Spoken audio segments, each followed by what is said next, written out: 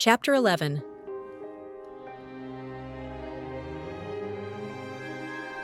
The last thing Aspen had wanted to do on Monday was shop, but Garrett had insisted they couldn't get started remodeling until they picked out and ordered everything they'd need. Which made sense, of course. He couldn't exactly install tile, or anything else, if she never ordered it. It didn't make her dread the day any less, though. She and Garrett spent the bulk of the day at a builder's warehouse in Manchester, where he made suggestions about the types of products she should buy, and she took almost all of them. She chose lots of creamy whites and pale grays, which would contrast nicely with the finish she'd chosen for the hardwood floors. When the house was completed, it would look bright and fresh and new. Some buyer was going to pay a premium for it. "You're really good at this remodeling thing." They'd just left Manchester and were on the interstate that would take them north into the mountains. To her surprise, Aspen had enjoyed every minute of the day. "How'd you learn it?" "My uncle. He and my Aunt Deborah took me in when I was 14. "What happened to your parents?" Garrett didn't glance her way. "They still live in the house I grew up in, happier now that I'm gone." She detected only the slightest bitterness in his tone. "I assume there's a story there." "There is." A moment passed and he said, "Are you sure you want to hear it?" "If you don't mind sharing, I'd love to." "My father never liked me," Garrett said. "When I was a kid, I thought there was something wrong with me. I could never do anything right. He hated the way I dressed. He hated my friends. If I made straight A's, he criticized me for not being involved in more activities. He ridiculed me for not being a starting player on my Pee-wee football team like he was." "Oh, Garrett, that's awful." Aspen couldn't imagine growing up in a household like that. "When I was young, my entire life was consumed with trying to make him proud. I asked for a BMX bike for my 12th birthday. My father thought it was stupid, but Mom bought it for me anyway. I spent the first week I had it learning to do tricks on that thing. I was pretty good at it too. I mastered the bunny hop, which is basically just like it sounds. You just yank back on the handles while you lift the bike and get it in the air." "Sounds scary." "Nah, it's pretty easy. Anyway, I mastered that, and then I used the trick to ride over a picnic table we had in the backyard. It was a pretty cool stunt, and I couldn't wait to show my father. Deep down, I thought I'd finally found something that would make him proud." She had a bad feeling about where this story was going. "He got home from work, and I pestered him until he went outside with me. Then I got on my bike, and I hopped up on the picnic table and rode across it, and then landed back on the ground. It was flawless. There's not going to be a happy ending to this story, is there?"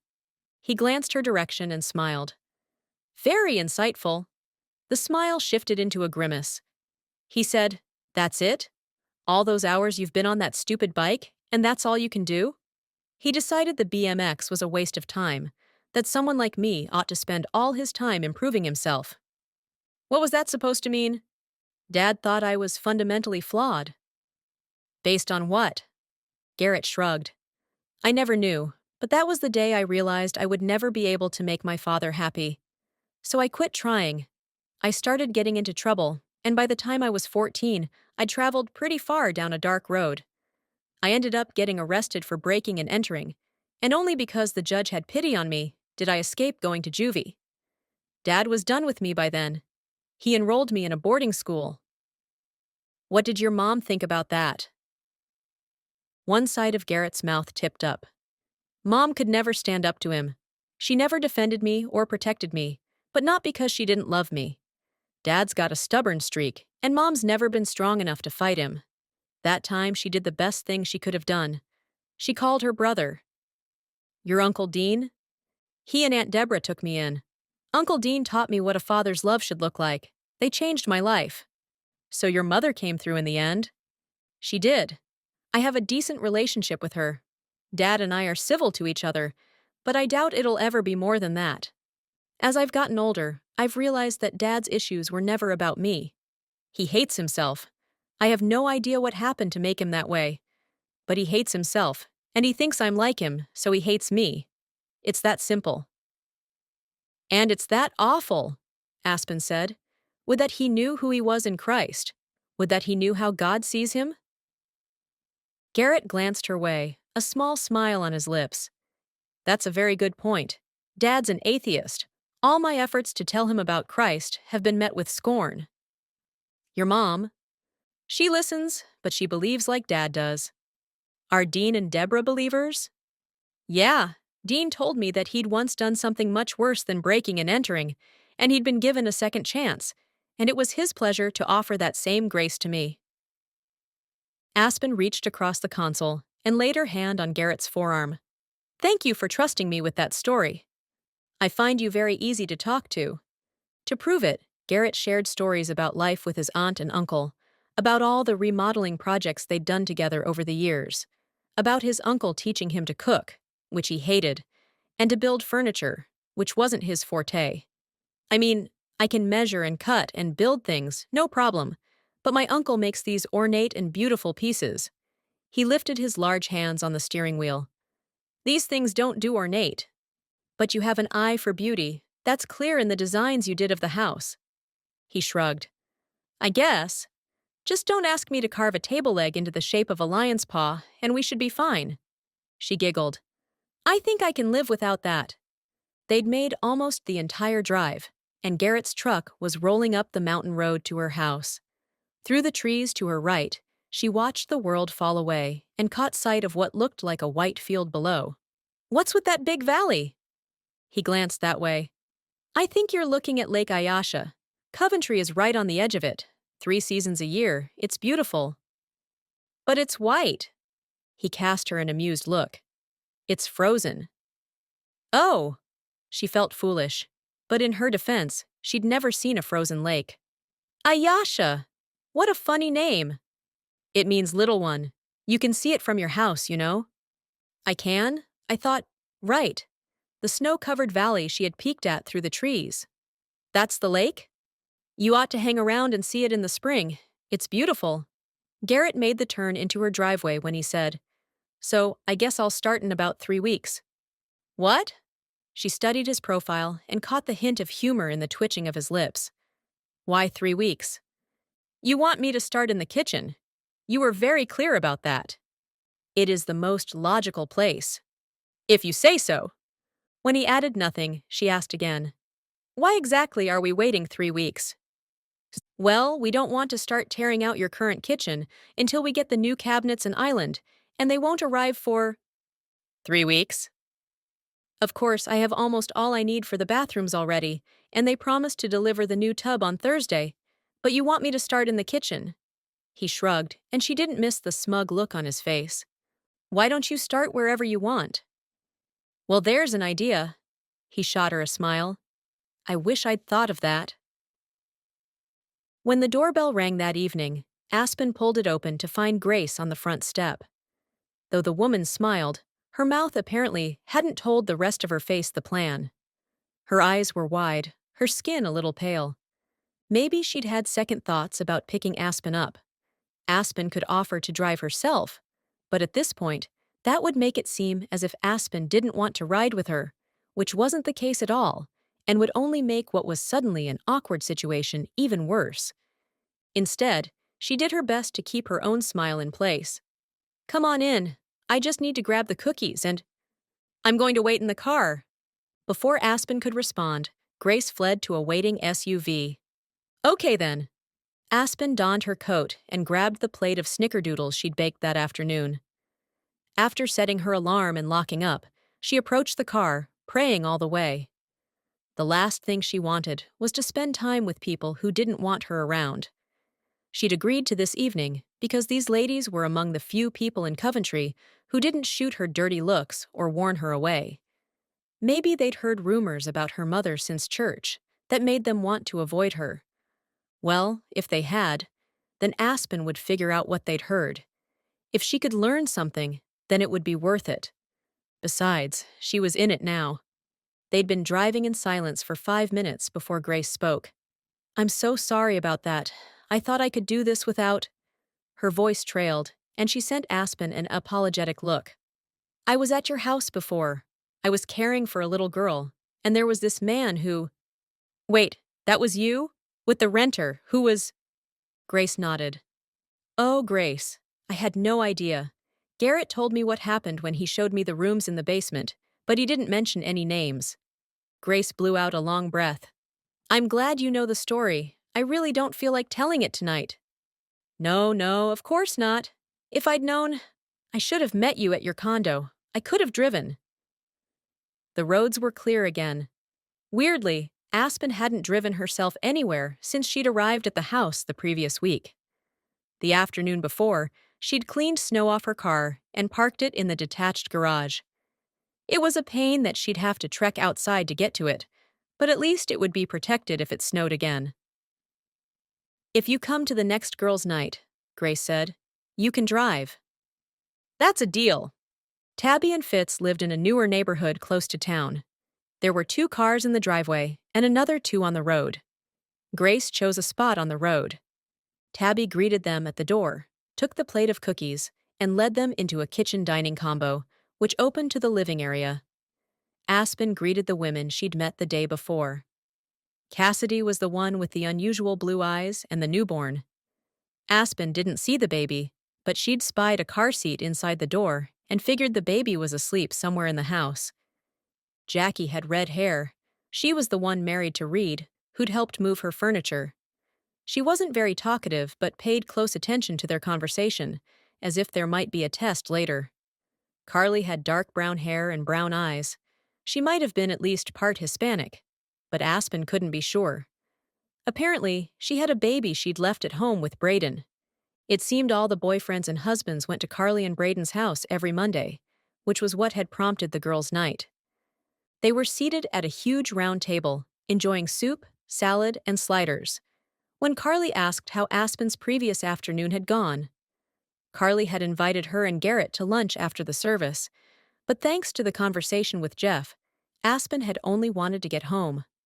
Did you find anything interesting? Aspen had spent the afternoon searching the junk room.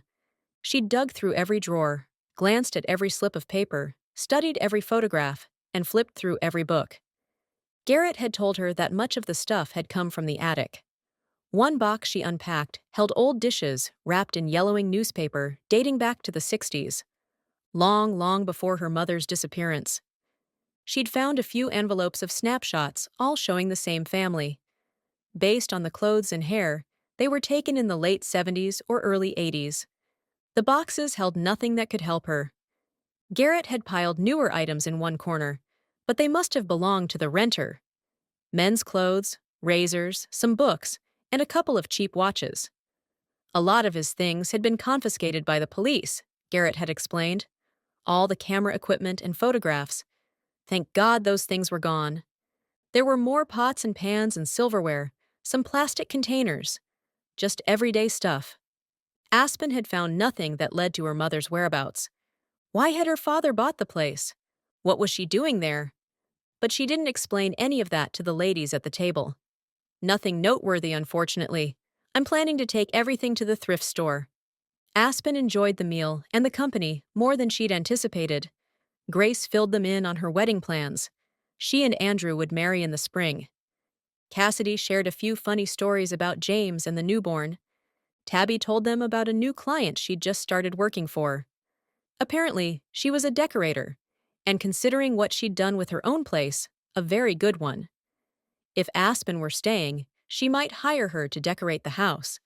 Carly asked the ladies about something she'd read in the Bible, which set off a conversation about faith and the armor of God, and even Jackie, though generally quiet, contributed to that conversation. This group of friends seemed knitted together as if they'd known each other for years, but Aspen learned that Carly, Grace, and Jackie were new to town. Cassidy had been gone since high school, only returning a couple of years prior. Only Tabby was local, and Chelsea, but she hadn't made it that night. Apparently, running a multi-million-dollar company demanded a person's time. Aspen loved their friendship and easy conversation. Unexpectedly, the thought of leaving Coventry brought a twinge of regret. Maybe more than a twinge. This camaraderie was exactly what she needed. Friends, a community. They were enjoying dessert when a sound had her head turning toward the living area. An older woman emerged from the hallway carrying an infant. "Mom?" Tabby stood and went to her. Cassidy said the baby needs to sleep. The woman patted the child's tiny back as she settled in a rocking chair by the fireplace. She was fussing. I don't mind holding her. Tabby shot Cassidy an apologetic look, but the pretty brunette only laughed. You rock her as long as you want, Mrs. Eaton. If she starts fussing again, bring her to me. Can I get you something? Tabby asked her mother. You know you're welcome to join us. You don't need an old lady ruining your night. Besides, I'm content to hold this little one. The woman sent her daughter a look. If I had my own grandbaby to rock. Have you met Aspen? Aspen held in a laugh as she stood and stepped into the living area, happy to help her friend avoid that conversation. Nice to meet you. The woman looked her way, then blinked. Oh, you must be Jane Kincaid's daughter. I heard you were back. Amusement fading, Aspen worked to keep her smile in place. Mom? Tabby's sharp tone did nothing to divert her mother's staring. Tabby turned to Aspen, eyes wide, embarrassment clear in her expression. My dad's out of town, so Mom is staying with me for a few days. The woman kept rocking, but she was focused on Aspen as she shook her head. How rude of me. I'm Marian Eaton. I'd get up, but… It's fine. Aspen could see the resemblance between Tabby and her mother, though the older woman's wrinkles indicated more frowning in life than smiling. You knew my mother? Everybody knew Jane, Marian said. She was a force. Fiery, passionate, charismatic, a new description, a force. Aspen could feel Tabby's shock beside her and turned to face her. I'm going to talk to your mom for a second. After a squeeze to Aspen's forearm, Tabby returned to the kitchen, and the women resumed their chatting. The water came on, and dishes clanged against one another as they cleared the table and tidied up. Aspen slid onto the sofa closest to Marian's rocking chair. Were you friends with her? I hardly knew her. My husband and I were married with kids when all that stuff happened. All what stuff? Marian turned her attention back to the child, but not before Aspen caught the surprise in her expression. I'm sorry to pry. Not that it wasn't Aspen's business, whatever Marian had to say. I've heard that my mother got into some trouble, her father's words, and caused heartache, Bart Bradley's, and left destruction in her wake. The last from Jeff Christensen. But nobody will tell me what happened. When Marian looked up from the baby, she gave Aspen a sad smile. This must be really hard for you. Do you remember her at all? Before Aspen could respond, Marian continued. What am I saying? You were a baby. Of course you don't. Well, I can tell you, she was beautiful, and I think, deep down, truly wanted to do good in the world. It didn't work out the way she planned. Please tell me what you know. Marian glanced past Aspen to the ladies in the kitchen. It was one big room, but they were far enough away, and their conversation and the sounds of cleaning were loud enough that the women wouldn't overhear. Marian leaned closer to Aspen, keeping her voice low. There was a lumber company in town. Your mother thought they were breaking some laws or something. I don't know the details, but… She paused and studied Aspen a long time. Somebody set off a bomb that destroyed that company's headquarters. Oh my gosh! A bomb? Aspen's stomach dropped. She hadn't known what to expect, but she'd never conceived of that. It went off in the middle of the night. The place should have been deserted. Should have been. What happened? There was a woman there. For a split second, Aspen thought Marian was going to say Jane had been in the building, that they thought she'd died in the bombing. But Marian continued. A secretary or something. She and her husband had fought that night, and she'd gone there to get away. I guess he got violent when he drank. Definitely not Aspen's mother. The woman was killed, Marian said. The thing was, her car was in the parking lot. Whoever set off the bomb had to have seen it. That's awful! Aspen couldn't figure out what this had to do with her mother. Hoping Marian would explain soon, she asked, Did you know the lady? It was a much smaller town back then. Everybody knew everybody. I'm sorry, that must have been awful. Was she friends with my mother or something? Or did Mom try to find out who did it? I'm just trying to figure out… Her words trailed as Marion shifted the baby to one arm and reached toward Aspen with the other. Not knowing what else to do, Aspen took her hand. Your mother didn't try to solve the crime. A long moment passed before Marion spoke again. Your mother set off the bomb. Chapter 12. 30 years ago. The students met in the same bar and sat at the same table. As before, the planner arrived first. As before, he was in charge. How's the hunting and gathering going? I've got almost everything I need, the builder said. One more trip to the city should do it. I'll go next month. And our friend? Knows nothing. He turned to the Crusader. What have you learned? She was both the best and the worst person to do the recon on the target. The best because her presence was never surprising. She'd shown up there at least once a month for over a year, demanding they make changes, sometimes picketing all by herself.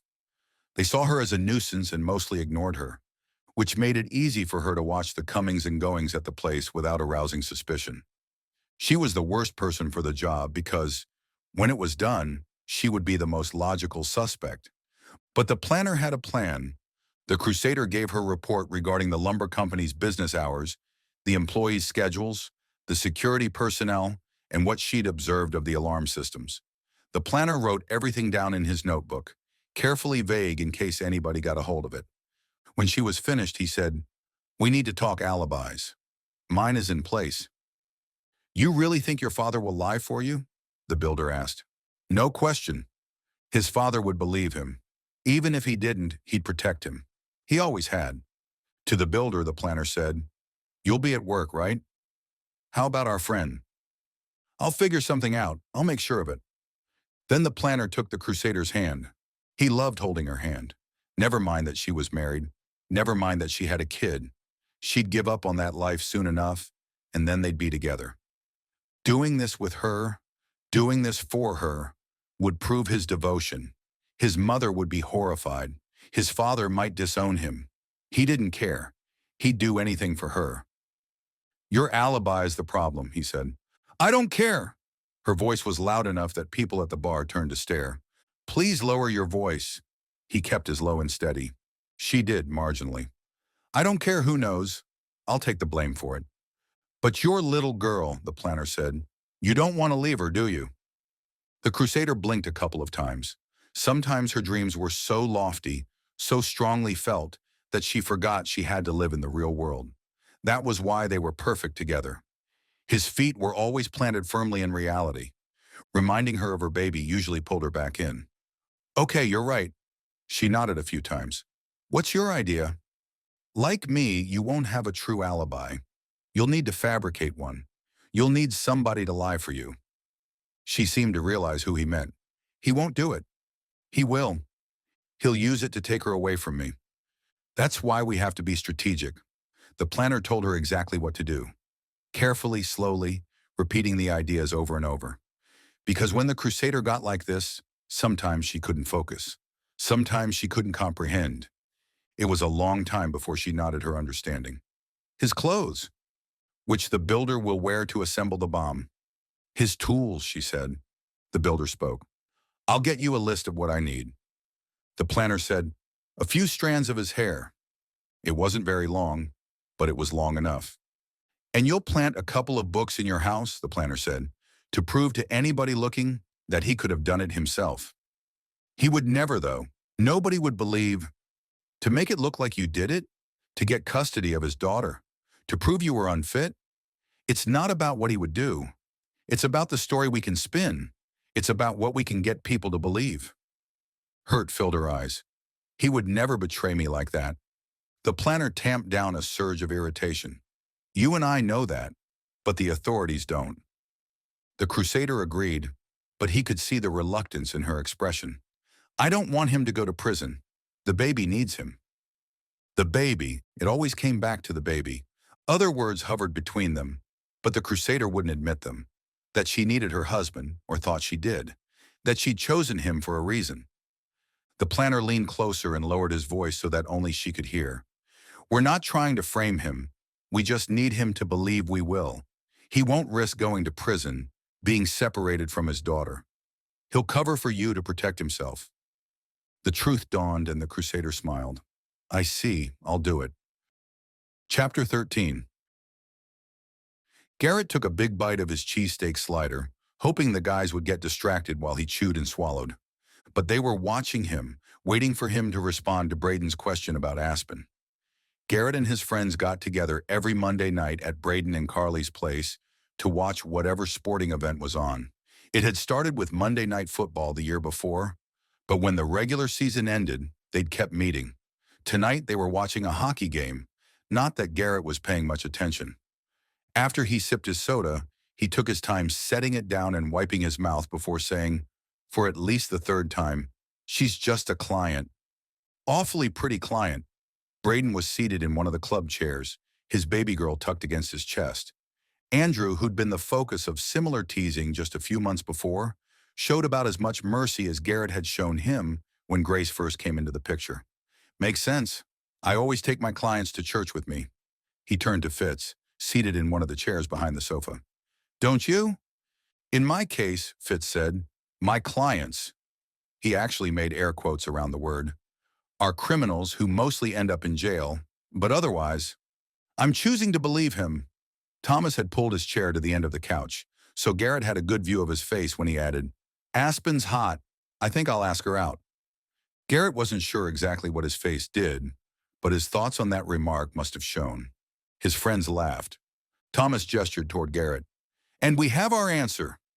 You have nothing, Garrett snapped, trying hard not to give in. It was a matter of principle. I can be friends with a woman without it turning romantic, even if the rest of you idiots can't. I mean, she's smart and funny, and I enjoy her company. What's wrong with that? Sure, Reed said. Why would you want to date a woman like her? She sounds awful. James added, and let's not forget Thomas's observation. Not that I noticed, but I hear she's attractive. The word was hot. Braden snuggled little Desiree in his arms. Not anywhere near as pretty as your mommy, sweet girl. I'm just quoting Tommy over there. He looked up from the wide-eyed baby to Thomas. I say go for it, man. Garrett did his best to keep his expression neutral this time, but the thought of Thomas asking Aspen out, it grated. More than that, it filled him with equal parts dread and fury. Maybe he and Aspen were just friends at the moment, but Garrett wouldn't mind if it were something more. If she were going to date any of them, it should be him. He would ask her out too if she weren't moving to Florida. If he weren't supposed to be spying on her, Thomas was watching him. For everybody else, this was all a big joke, but Thomas was serious. He'd pursue Aspen unless Garrett asked him not to. So fine. He leveled his gaze at his friend. I'd rather you didn't. Thomas nodded once. Fair enough. He turned his attention to the game. The rest of the guys chuckled and the conversation resumed, though Garrett didn't take part. Now that he'd admitted it, he couldn't stop thinking about Aspen. He was attracted to her. She was beautiful, but it wasn't just that. He liked her. He went out of his way to spend time with her, not because he wanted to be a good neighbor, but because he wanted to be with her. All things considered, he needed to get over it, or it was going to be much harder when she moved away. Or God forbid if she found out he was spying on her, which he wasn't, and wouldn't, even if Dean thought he would. Fitz's phone rang, and he snatched it from the coffee table. He listened, then met Garrett's eyes. What time? He waited through the answer, then said, Tell her to wait until one of us comes to get her. Nobody should enter until the police do a thorough search. Considering Fitz's gaze hadn't wavered, Garrett had a very strong suspicion that the her in question must be Aspen. He got that acid drop feeling in his stomach. What happened? But Fitz spoke into the phone. It must be Tabby. No, you stay there. In your... His eyes widened and he averted his gaze. With all that company, you need to stay home. I'll be there soon. He hung up the phone. What happened? Garrett said. Aspen's alarm is going off. She's at our house, so... He lurched to his feet. She's waiting for me? She doesn't have a car. She was trying to get one of the women to drive her home, but Tabby thought, I'll get her. Garrett dug his keys from his pocket on his way out the door. 6 minutes later, Garrett pulled up outside Fitz and Tabby's house. Before he shifted into park, Aspen stepped outside and hurried to the passenger side. He pushed open the door and she climbed in. Thanks for... Do you know what happened? The alarm company called and asked if I was at home. They said my alarm was going off. This happened about 20 minutes ago. They sent the police. Thank heavens he'd gotten the alarm installed. A cruiser idled in her driveway. Aspen's SUV wasn't there. Where's your car? I moved it to the garage. Her front door was wide open, and a cop stepped onto the stoop as Garrett parked. Aspen hurried up the walk, Garrett right behind her. The uniformed officer asked, "Do you live here?" "I'm Aspen Kincaid. I own the house." He stepped aside for her to enter, and Garrett followed, pulling the door closed. No fire smoldered in the fireplace. She'd need one, considering how cold it was in the house. "I'm Officer Tyler. The front door was wide open when we arrived, so we went ahead and searched. Nobody's here." Aspen nodded but said nothing. Garrett asked, "Any chance you didn't get the door closed when you left? Maybe the wind blew it open." His hopes that this was all a mistake fled when Aspen shook her head. "I closed the door and locked it behind me. I remember because it was no easy feat with a plate of cookies in my hands." Tyler added, "It looks like the lock was picked." He opened the door again and lit the area around the keyhole with his flashlight. Garrett saw what he was looking at and stepped away so Aspen could see as well. "Unless those scrapes were there already," the cop said. Before Aspen could answer, Garrett said, "I replaced that lock myself a few weeks ago. There were no markings on it." Aspen's eyebrows lifted, giving him an "I can speak for myself" look. "Sorry." He breathed deeply and stepped into the living room, telling himself to shut up. She turned back to the cop. "What else did you find?" "We think whoever did it came inside despite the blaring alarm." The alarm was off now. The alarm company must have done that, or maybe the cops had some magic way of getting it done. Aspen looked around, but the living area looked untouched. "What makes you think he came in?" "Upstairs." As the cop said the word, a second uniformed officer jogged down the stairs. "Master bedroom's the worst." When he reached the bottom, he stuck out his hand. "Officer Fontier. Sorry about this. Far as I can tell, the burglar spent most of his time in the master." Aspen said, "Can I?" "Go ahead." She was halfway up before she turned to Garrett. "Will you come with me?" He jogged up to join her, thankful she'd asked. He hadn't wanted to intrude, but everything in his being ached to know what had happened. All the doors were open, but the extra bedroom seemed untouched. The junk room was almost completely empty. He'd known she'd gone through the things in there, but was still surprised to see it, considering what a mess it had been. They continued to the master. She froze in the doorway, but he could see over her head. The room was wrecked. Her clothes were strewn all over the floor. The bedding had been ripped off the bed. The bureau drawers were open. One lay face down on the carpet. The bathroom looked about the same. He swallowed a rise of nausea at the sight and followed Aspen inside the smaller space. He wanted nothing more than to pull her into his arms and comfort her. But she was focused on a box on the bathroom counter. It was brown leather, about the size of a bag of hot dog buns, and wide open, its contents spilling out. Jewelry. "Is something missing?" She picked through the pieces, then shook her head. "Not even the necklace Dad gave me for graduation." She lifted the chain, and he saw a sizable diamond surrounded by other diamonds dangling from her hand. Finding the treasure didn't seem to comfort Aspen. Her skin turned ashen. "What did they want?" She glanced around, then moved past him back into the bedroom. "As far as I can tell, nothing is missing." Again she turned to him. "Are they trying to scare me?" She shook her head. Officer Tyler stood in the doorway. "How long did it take you to get here?" Garrett couldn't help the irritation in his voice as he gestured to the space. He wasn't in any hurry. "We were in town," Tyler said, voice level. "It's about a 15-minute. "I know where town is," Garrett snapped. The officer didn't react to his tone, focusing on Aspen. "Let's go back downstairs." She led the group to the living room, where she sat on the sectional. Garrett sat beside her and took her hand. Officer Tyler stood nearby. "You didn't see anything missing?" She shook her head. "Nothing. He didn't even take the jewelry." The two police officers looked at each other. Tyler said, "We noticed that. We've had some trouble at this house in the past." Garrett said, "I told her the story about the previous occupant." "After that," Tyler said, Kids, I think, wanting to check out the basement, since the place was unoccupied. A voice came through one of the walkie-talkies, and a moment later, Fontier pulled open the front door. Coate, the chief of police, stepped in. He was an older, heavy-set man who'd been on the force since Garrett had moved to Coventry. Considering all the trouble he'd gotten into when he lived with his parents, it was rather astounding that he hadn't had a run-in with Coate. In fact, they hadn't met until Garrett had helped Andrew find Grace and Lily that fall. Coate greeted Garrett with a nod and then introduced himself to Aspen, who explained what she'd found. "You're sure there's nothing missing?" She sighed, then pushed off the sofa. "I haven't checked the kitchen. Let me just—" She disappeared through the door.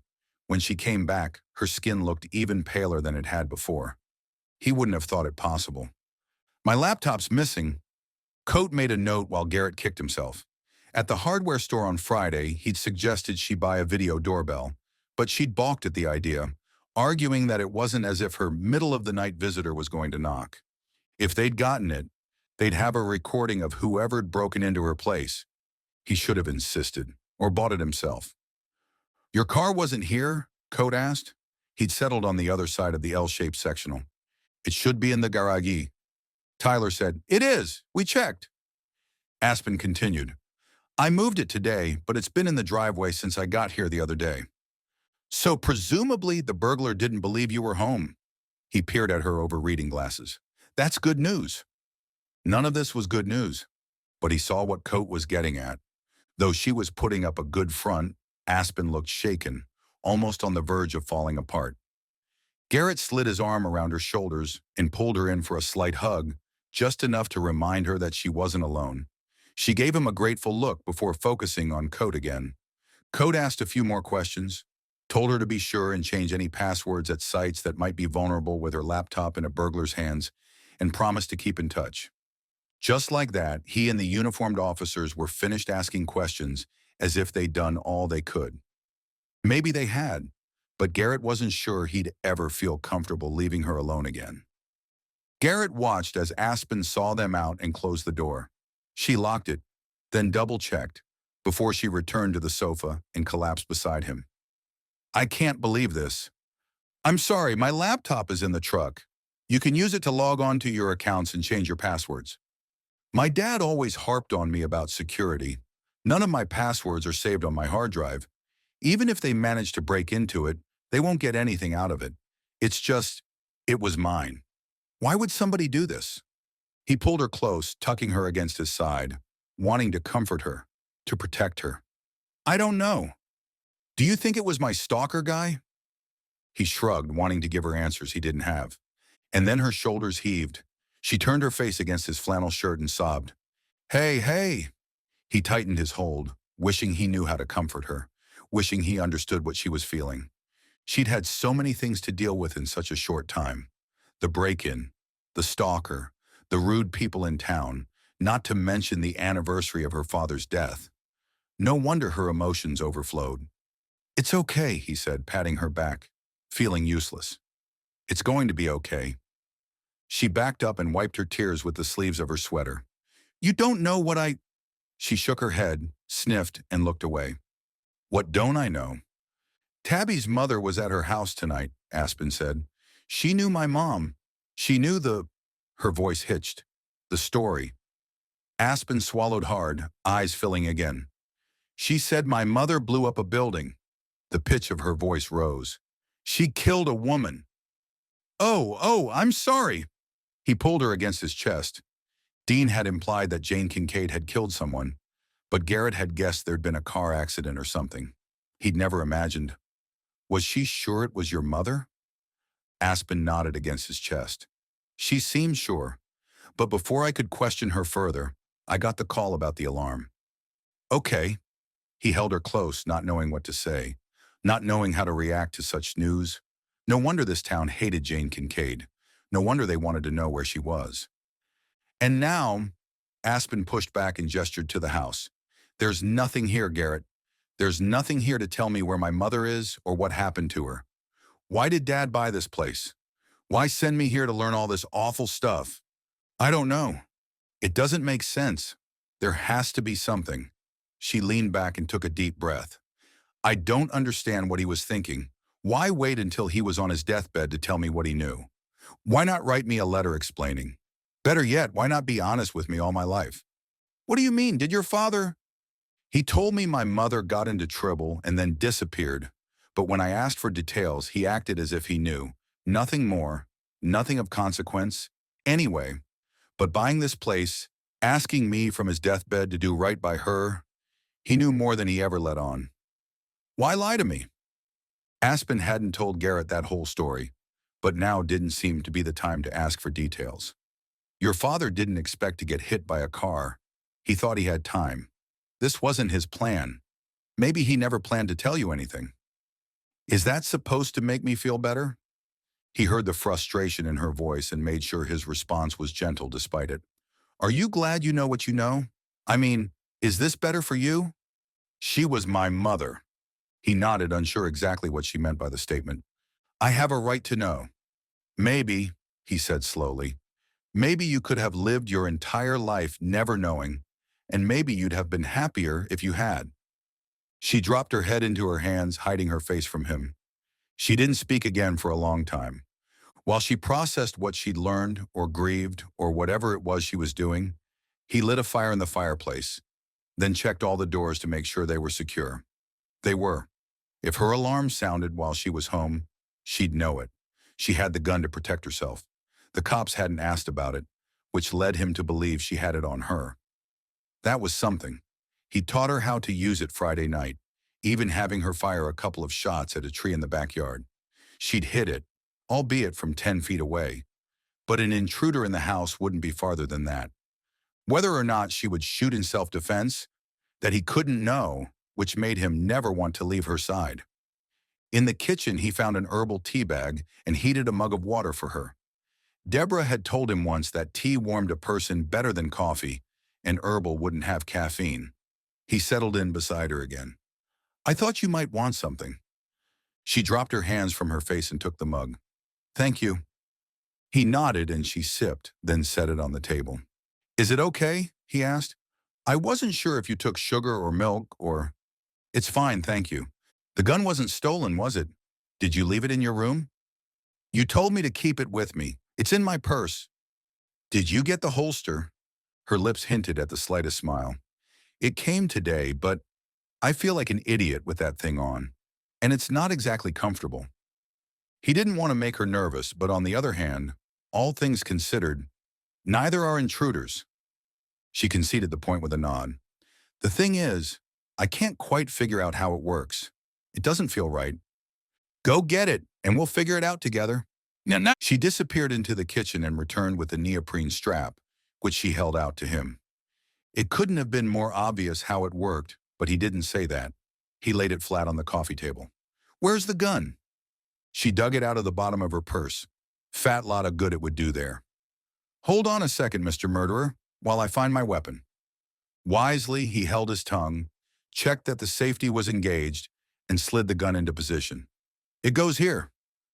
Yeah, I get that, but it's going to stick out. I thought the holster would hide the fact that I was carrying it. If it were tucked away too much, then how would you get to it? Her mouth opened, then closed, and she shrugged. He lifted the strap off the table. Arms up. She complied, and he positioned it around her middle, just above the waist of her slacks. He perched on the sofa and secured it, trying not to pay too much attention to her trim waist and the faint scent of vanilla wafting off her. Is that comfortable? When she said nothing, he looked up to find her cheeks were pink. Is that where I'm supposed to wear it? It's pretty flexible. He turned it so the gun was on her right side. There, you can grab it quickly. Or you could put it... He slid the weapon toward the front. Here, if that feels more natural. None of this feels natural. I really don't think. You could slide it around to the small of your back, though that wouldn't exactly be comfortable in a chair. He wasn't going to argue with her. She could wear it or not. She didn't have to do what he said, so there was no sense in them discussing it further. He backed away and indicated the area around his chest. I know some women like to wear it higher. Under, you have some space there beneath, She giggled. I see what you're saying. She scooted the holster up beneath her breasts, then shook her head. Yeah, how stupid do I look trying to get it from there? Her right elbow jutted up as she pulled the gun from the holster. I take it your goal is to defend yourself and look good doing it? That made her smile. But wait, I wouldn't wear it over my clothes, so first I'd have to lift my shirt, flashed the guy. He looked away, realizing what she was saying and trying not to picture it. It would be a heck of a distraction. That elicited another laugh. When he glanced back, she'd pushed the strap down and below her pants waistline. I guess that's okay. I could tighten it, and it could double as a girdle. As if she needed that. As if she wasn't enticing enough already. I feel like a crazy person, she said. Her words brought Garrett's thoughts and eyes back where they belonged. If you were crazy, you would make no effort to protect yourself, despite the stalker and the burglar. This doesn't make you crazy. It makes you sane. She held his eye contact for a long moment, then nodded. Okay. Okay, you're right. I'll try to get used to it. But she moved to take it off. He laid his hand over hers on her hip. What are you doing? I don't need to wear it here. First, you want to get used to it. You just said that. Second, if someone were to break in, don't you want it with you? But, he heaved a sigh. Do what you want. But if I were you, I'd wear it around the house. Not when you're sleeping, but have it close by. Otherwise, what's the point? She studied him for a long moment, then collapsed on the sofa. Fine, I'll keep it on. For now. Until you leave. She didn't need to say the words out loud. Maybe we should revisit the idea of you moving back to the hotel. He thought she'd shoot that down immediately, but she seemed to consider it. He or she or they were looking for something. I don't know what, but if there's some clue about my mother's whereabouts, is that what you think they're after? What else could it be? If Marion Eaton was right, my mother killed a woman. Dad told me she got into some trouble and then disappeared, so I'm thinking she must have gone missing right after that happened. I mean, that day, that week? I don't know. Maybe they think I know where she is. Her words tracked very closely with what Uncle Dean had said. Or maybe they think the answer is here at the house. If that's the case, then I need to be the person to find it, to do right by her as Dad asked. If they think I know, then moving to town won't do me any good. They'll find me there, whoever they are. She shook her head. No, no, unless I leave town entirely, I don't see how moving to a hotel will do me any good. I might be safer, maybe, but I'd be exposing the house. I need to stay here and finish what Dad started. Garrett regarded her a long moment. Her cheeks had more color than they'd had before, but her eye makeup was smudged thanks to her tears. She looked somehow both exhausted and determined. Would your father really want you to put yourself in danger? Aspen's eye contact faltered. He's not here. She met his gaze again, shoulders squared. I'm going to figure out what happened back then, and find my mother, and no intruder or stalker is going to stop me. He wouldn't be able to talk Aspen out of her chosen course, which meant he would need to stick very, very close. But first, he was going to find out exactly what his uncle knew. Chapter 14. Aspen's first thought, as she came to awareness, was that something was wrong. But wrong wasn't the right word, because she was warm and cozy and perfectly comfortable, except for her irritating need to visit the bathroom. She opened her eyes to find she'd fallen asleep on the sofa, in Garrett's arms. No light came through the windows, and a glance at her watch told her it was just after 4 a.m. She hadn't wanted to tackle the mess of her bedroom the night before, nor had she been eager to be alone. And maybe Garrett hadn't been eager to leave because he'd suggested they find a movie. They'd grabbed the throw blankets and snuggled up together in front of the fire and the TV, where they started a 90s romantic comedy she'd watched 1,000 times, but he'd never seen. She wasn't sure how long she'd been awake after that. Not long. Shifting, she angled to look at Garrett. He was leaning against the corner of the sectional, head resting against the cushions, breathing softly. She wanted to go back to sleep beside him, where it was warm and comfortable and safe.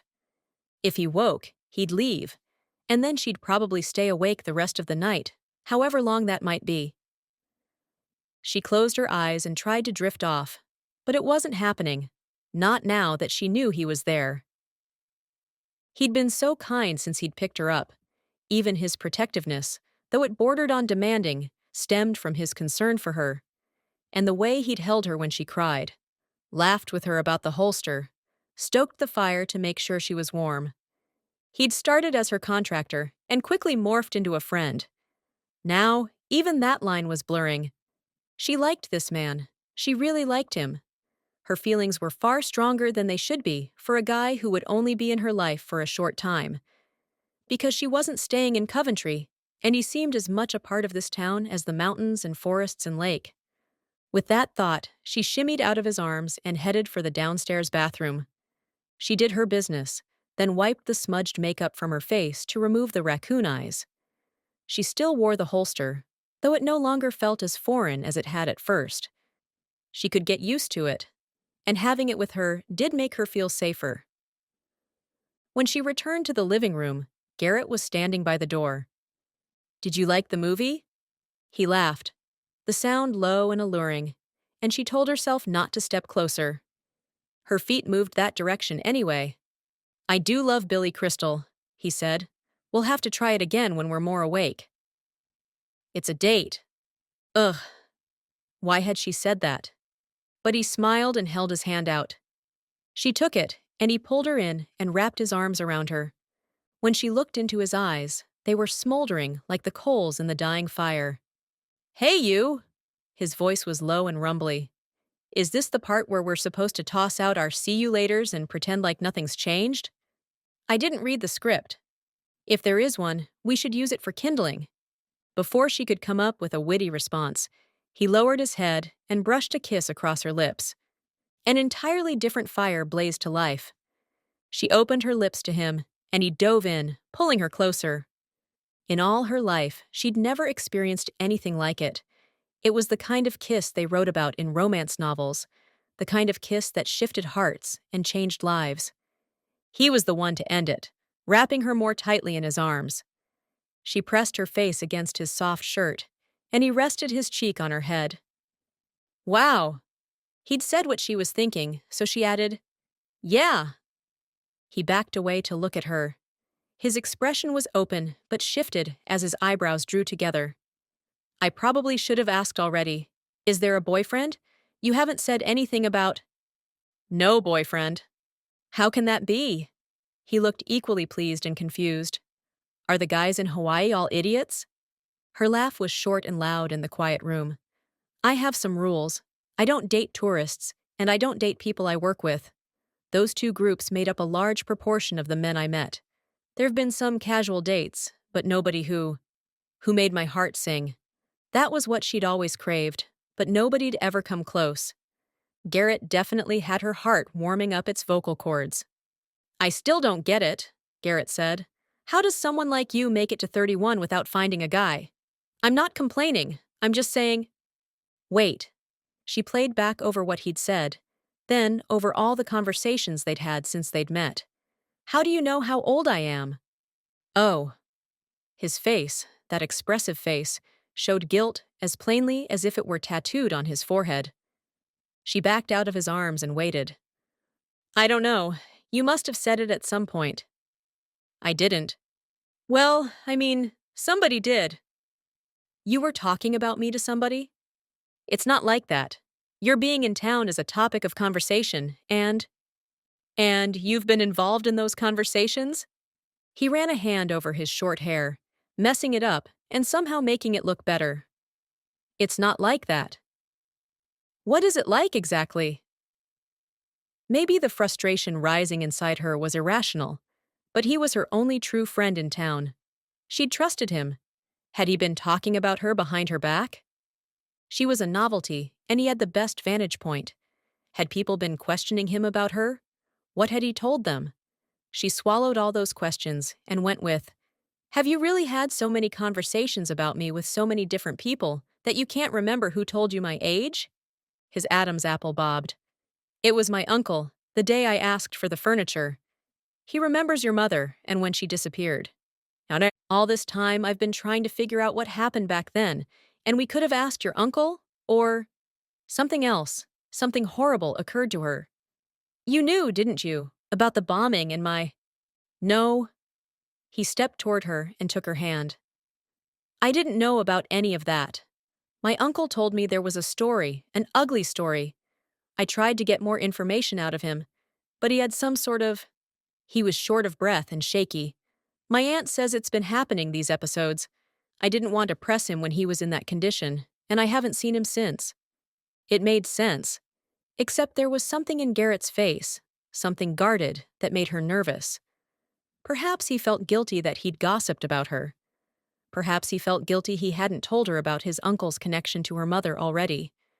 He ducked his head until she was looking in his eyes. My uncle's going to the doctor tomorrow. Later today, I guess. I'm telling you the truth. It just threw me off guard when you asked me about it, and it took me a minute to remember where I'd heard your age. He rested his forehead against hers. I'm sorry I didn't tell you Dean and I talked about you. I know you want to find out what happened to your mother, but my uncle means the world to me. I can't. I'm worried about his health. Garrett backed away to meet her eyes again. I'm on your side, Aspen. You can trust me. She wanted to, more than anything. Because if she didn't have Garrett, she wouldn't have his friends either. She wouldn't have anybody. More than that, she wanted to trust him because he was more than a friend.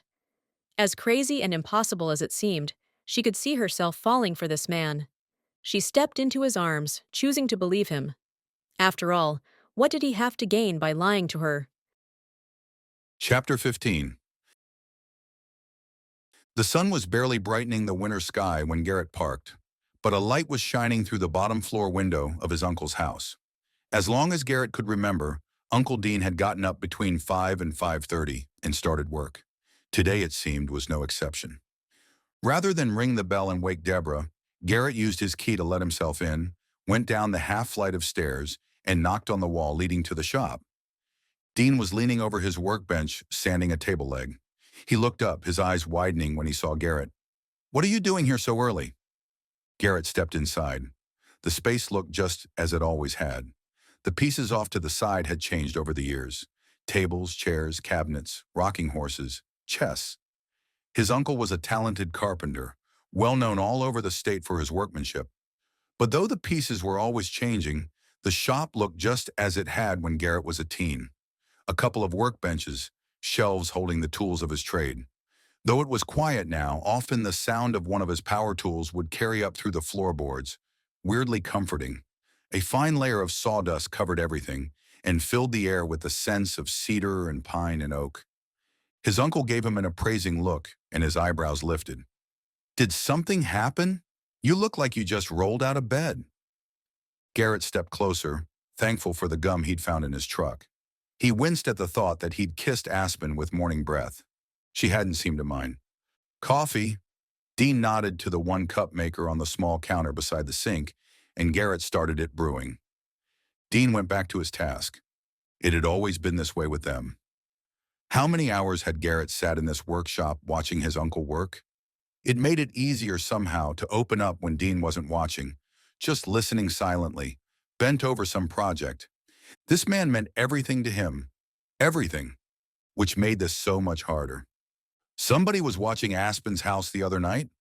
Dean's hand stilled, but only for a moment before he resumed the tedious task of rubbing sandpaper against the wood, the sound rhythmic and familiar. And it freaked her out enough that she bought an alarm system.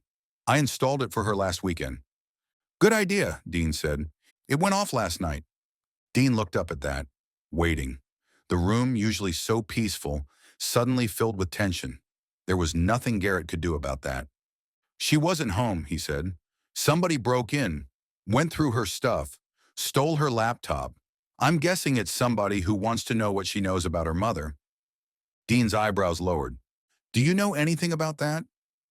Carefully, Dean set the sandpaper on his table and straightened. "Are you asking me if I broke into her house?" "I'm asking you. Are you really standing in my workshop at the crack of dawn to accuse me of going through that girl's things and stealing her laptop?" Suddenly, Garrett was a 14-year-old kid again, desperate to stay on his uncle's good side, knowing that if Uncle Dean didn't want him, nobody would. Garrett's father would send him off to a faraway boarding school. He'd be all alone in the world.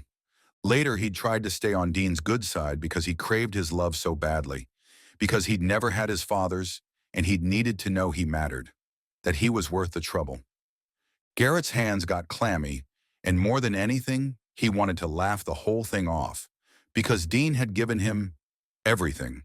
But Garrett had Aspen to consider. "I'm not accusing you of anything." He kept his voice level. "I'm asking if you know something about it. I know I'm not the only person who wants to figure out what happened to Jane Kincaid." "Okay." Garrett hoped Dean would say more. His coffee had finished brewing, and he added a little creamer and took a sip. Dean asked, "Did you hear the story yet?" "Aspen heard it last night from Marion Eaton. A total stranger. If I'd known it was so, if you told me, I could have told her myself. It would have been easier for her." "And you're sure she didn't already know?" The image of Aspen weeping on her couch, overwhelmed and distraught at what she'd learned. "She had no idea. She was shocked. And when she told me, so was I." Dean nodded but didn't seem convinced. Then his eyes narrowed. "What were you doing over?" His voice trailed, and he gave Garrett another long look. "Is that why you look like you just woke up? Is that where you spent the night?" "Not like that. She was nervous after the break-in. I slept on her couch." He didn't add that she'd been on the couch with him, that she'd slept in his arms. That would only muddy the already mucked-up waters. "Why you? I mean, good grief. Don't tell me you're falling for that girl." "First, stop calling her that girl. She's a grown woman, and she has a name." Dean flicked off the words, but Garrett wasn't finished. "And second, so what if I am? She's beautiful and kind and all alone and wounded, and you're just the person to save her. Except she's not that bird you hit with the truck when you were learning to drive. You can't stick her in a box and nurse her back to health." Garrett set his cup down hard, sloshing some coffee over the side. "It's not like that." But Dean continued as if he hadn't spoken. "I get that there's something attractive about a woman who needs help, but people like Jane Kincaid— Aspen is not Jane. Crush people. They draw them in and squeeze the life out of them and use them up. I know you think she's different, but what if she's not? What if she's just like her mother?" "She's nothing like her mother." "How would you know?" Dean tossed the words out. "You didn't know Jane, and you barely know her daughter." "Jane Kincaid was mentally ill, and Aspen is perfectly sane. We thought that about Jane, and we knew her a lot longer than you've known Aspen." Garrett glared at his uncle. Dean didn't understand. He rounded the bench to where Garrett had perched on a stool and sat on the one beside him. He took a long, deep breath and blew it out. "You're still going to the doctor today, right?" Garrett asked. "Been trying to come up with a way to get out of it, but short of death, I think your aunt's determined. Those episodes you're having aren't normal. Better to figure out what's going on and deal with it than let it fester and get worse." Dean grabbed his insulated mug and took a swig. "You and Deb are working from the same playbook." Garrett sipped his coffee and swallowed. "Just to be clear, it never crossed my mind that you'd broken into her house. I know you wouldn't do something like that." Dean nodded slowly. "Just to be clear, I know she's not her mother. Her father was a decent guy, and I have no doubt he raised her right." Garrett was thankful for the words, but Dean wasn't finished. "Problem is, mental illness runs in families. Maybe she's fine, but it's possible her kid could end up like her mother." "You can't say that. You don't know." "That's not a risk I'd be willing to take. That's not the kind of life we want for you." "Who's having children?" "I like her, yeah, but we're not—" "Don't go there with Aspen Kincaid. You have to trust me on this, son. Even if she's sane, the world doesn't need any more people like her mother." Garrett stood and dumped the contents of his coffee into the sink. He wasn't going to discuss his love life. It was barely that. With his uncle. That wasn't what he came here for. "Somebody broke into her house. I need to know who these people are, who want to know what happened to Jane Kincaid." Dean studied him a long moment. Then he returned to his table, picked up the sandpaper, and resumed his work. "That's it? You have nothing to say?" "There's the family of the woman who died." "Who?" Dean glanced up. "The victim was Rachel Bradley. She was married to Norm Bradley, Bart's son." "Oh, that explained Bart's vitriol the other day at the restaurant. Her parents moved away a long time ago, but her sister is still in town. Rhonda. It's Patterson now, but the maiden name is Foley. There were a lot of Foleys in town. They were almost as common as coats. If Rachel was a Foley, Garrett said, then there'd be a lot of people in town who cared. Uncle Dean shrugged. I think most of them have let it go. But Rhonda and Rachel were twins. I'm guessing Rhonda would be pretty motivated to find out what happened to the woman who killed her sister. Garrett had no siblings and couldn't imagine how difficult it would be to lose a twin, and in such a horrible way. Dean continued. After Rachel died, Norm lost custody of the kids to her parents. He was a drunk, used to beat up on Rachel pretty bad. Story was, after she died, he started knocking around his son. So it was no tragedy that he lost custody. Tragedy was when he drank himself to death after that. Rachel's folks took the kids out of state. Word is that Bart and Rhonda never saw them again. Garrett plopped back in a chair, the heaviness of the story weighing him down. Anybody else? I imagine the people who own the lumber company wouldn't mind seeing Jane Kincaid punished. Some of the stockholders are still in town. Her little stunt didn't just knock down their building. It set a blaze that took out an acre or more. Cost them a pretty penny. Anybody I know? There were a few. The Sullivans. James's parents? Surely James had nothing to do with any of this. He'd have been very young when all that happened. Did he even know about his connection? Course they're dead and gone, Dean said. There's the Christensens. Seriously? Jeff's her lawyer. It was like a giant web that Garrett had known nothing about. He was her father's attorney. Huh. Interesting. The major stockholders were out-of-towners. Don't know their names, but they're not around anymore. They could be interested. Dean shrugged. Point is, there are people who care. That all made sense, but Garrett still didn't understand something. Why do you, though? Why do you care what happened to Jane Kincaid? Dean turned the table leg over and rubbed the sandpaper along the opposite side. A minute passed, 2, and still he said nothing. Uncle. Dean looked up and met his eyes. We were friends. What Jane Kincaid did, it hurt all of us. Your aunt most of all. Jane blew up more than just that building. She destroyed a lot of lives, and then she vanished. So yeah, I want to know what happened to her. Your aunt wants to know. Don't put this on Deborah. You're the one. For her sake, son. I want to know what happened to Jane for Deborah's sake. The look in Dean's eyes, the way he lowered his gaze back to his work, sent a jolt of suspicion through Garrett. For the first time in his life, he had the strong feeling his uncle wasn't telling him the truth. Chapter 16. A terrorist. Aspen had hoped that Marion Eaton's wild claims about a bombing and a murder were exaggerated, or perhaps an outright lie. She hadn't realized that she'd been harboring that hope until she sat in front of the computer monitor at the library the next morning.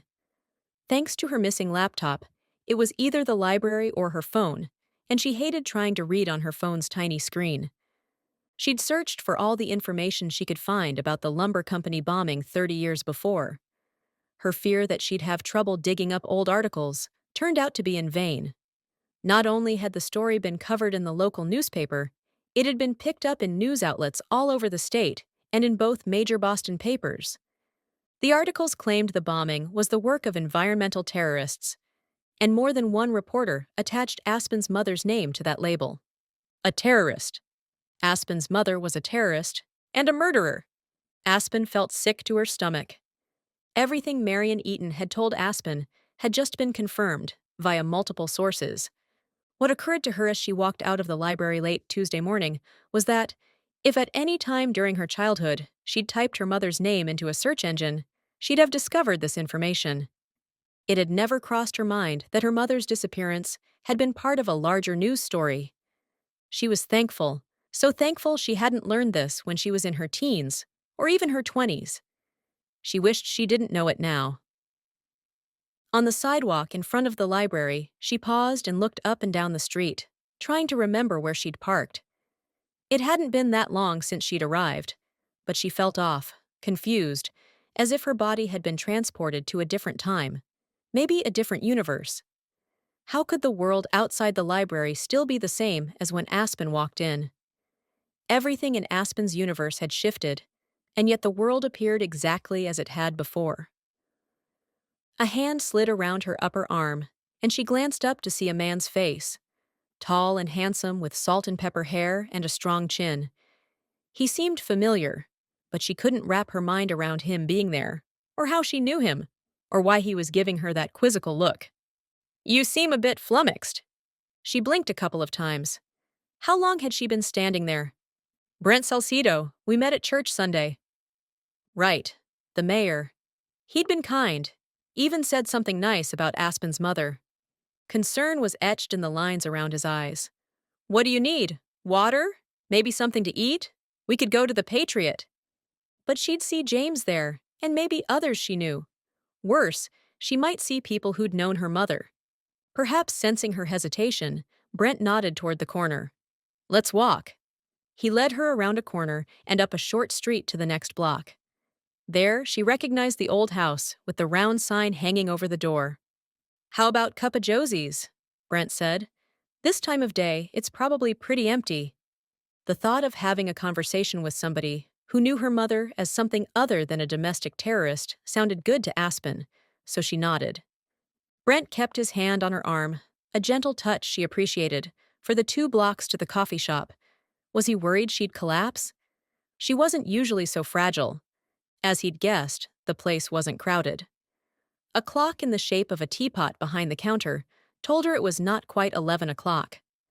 The woman there, a slender brunette with big brown eyes and long hair pulled back into a ponytail, nodded at Brent, then smiled at Aspen. "Good to see you again." Aspen had only been in the shop once, her first morning in town after she'd stayed in the hotel. The barista, or maybe she was the proprietor, had a good memory for faces. Aspen attempted a friendly expression, despite the emotions roiling in her belly. "Where is she?" The words came from behind. Aspen spun to see an older woman. Based on the light gray hair and wrinkles, she was probably in her 60s, maybe older. Her arms were crossed over a dark gray velour tracksuit, her coal dark eyes glaring. "Nobody wants you here," the woman said. Aspen blinked. Everything in her wanted to shrink and disappear, but she hadn't done anything wrong. Instead, she pushed her shoulders back. "I don't believe we've met. You must have me confused with somebody else. I know exactly who you are. Where's your mother?" Brent Salcedo shifted beside her. "Now, Rhonda, there's no need to make a scene." The woman's gaze barely flicked to the mayor. "Tell that to my nieces and nephew, who grew up without a mother because of her," Brent said. "Not because of—" "Who are you?" Aspen probably shouldn't have cut him off, but after everything she'd just read, she understood this woman's anger, even if it was misplaced. "I'm one of her many victims. The day your mother blew up that building, I lost my sister, my twin. I want to know where she is, now. Truly, I have no idea. I have no memory of her." "Your father knows where she is. I don't believe for 1 second that she didn't go straight home that night. He hid her somewhere. And then, when the dust settled, he left town. He didn't know where she—" "That's a lie. That's why he's been hiding out all this time. Disappeared, just like her. He probably stuck her in some mental institution. She might be crazy, but she needs to face her crimes. My father didn't hide out." Aspen worked to keep her voice level, thanking God the coffee shop was nearly empty. The few patrons who were there had turned to watch the scene. He simply moved away. Where to then? Where is he now? Why hasn't he ever had the nerve to show his face here? "That's quite enough," Brent said. "Rhonda, you need to—" "She can answer the question." Rhonda glared at Aspen. "Unless she has something to hide. Unless she knows exactly where her mother is." Aspen laid a hand on the mayor's arm to keep him from interrupting. The sooner she responded, the sooner they'd be finished here. "My father wasn't in hiding. He never changed his name. Though, to be fair, they'd always had unlisted phone numbers. Now she knew why. We moved to Hawaii when I was a little girl. He was a business owner and an upstanding member of the community." "Give me his number then. I want to have a chat with him." "Unfortunately, he passed away a year ago." Considering all she'd learned and dealt with that day, Aspen was proud of herself for not shedding tears with the words. "He always said he believed my mother was dead, and there was no indication in his will or any of his papers that he knew where she was. "I'm sorry, but I can't help you." "You can help! Get out of this town." "That's enough." The pretty barista had come around the counter. She held out a cup of coffee. "Mocha cappuccino, just like you like it. It's on the house today." Rhonda's gaze flicked around the room. She accepted the offering. "I'll look forward to seeing you tomorrow," the barista said, an implicit suggestion that she'd seen enough of her today. After one final glare sent Aspen's way, Rhonda spun and left. The rest of the customers averted their glances, but Aspen knew what they were thinking. The same thing she was, that she never should have come to Coventry. This coffee shop had once been a home, and the owner clearly hadn't done much remodeling, aside from adding the counter and glass case filled with pastries. The room where Aspen waited had a small fire flickering in a fireplace. Brent led her past a couple of empty cafe tables to an upholstered chair near the hearth. Only when she felt the heat did she realize how cold she was. While he ordered, Aspen took a few deep breaths, trying to come to terms with everything she'd learned and heard that day. The fact that people actually suspected her father of having hidden her mother for all those years. If only that were the case. Surely Aspen would have learned the truth at his death. If her mother were in a mental institution somewhere, somebody would have had to be responsible for her. No, Dad wouldn't have done that. He wouldn't have protected her from facing the charges. He'd have trusted the justice system. "Here we go." Brent set 2 steaming mugs on the small table between the chairs and walked away again. She lifted hers and sipped, then relaxed into the well-worn fabric. She'd asked for a caramel macchiato, and this one was good. With the coffee and the flickering fire, despite everything, she started to feel like herself again. Brent returned with 2 plates, which he set on the table between them before taking the adjacent seat. "You looked a little green. I thought food might help." She would have refused if he'd asked, but as the scent of the warm cinnamon roll and, was that a blueberry muffin, reached her, she realized she was hungry. "Which one's mine?" "Whichever you want." Too difficult to choose. She cut each in half, shifted them so each plate had a portion, and lifted one of the plates for herself. She cut off a bite of the cinnamon roll and ate it. It was delicious. Brent hadn't taken his pastries or sipped his coffee. Instead, he watched her, a small smile on his face. "Thank you," she said. "You know that woman?" "She hates me too, if that helps. Apparently, the traffic is my fault. And also, she's against taxes of all kinds. I'm not sure how she thinks wider roads can be built without tax money." "I guess you deal with that kind of thing all the time." "Not exactly that kind of thing, no. Nobody's ever demanded I leave town, though I wouldn't put it past some people if they thought I'd do it. But yeah, I'm used to some people not liking me. I can handle being disliked, but having the whole town hate me—" "Not the whole town," he said. "People who hold grudges tend to do so loudly." He sipped from his mug. "Josie's good at coffee." "The barista?" At his nod, Aspen said, "It is good. Maybe not as good as Kona coffee." "Ah, you're one of those." His eyes twinkled. "A coffee snob." She let out a short laugh. "Probably, but this really is good." She sipped again to prove her point. He was fatherly, seeming almost indulgent, as he sat beside her, tender and kind. When he set down his half of the muffin and reached for his drink, she caught sight of a scar across the bottom of his palm.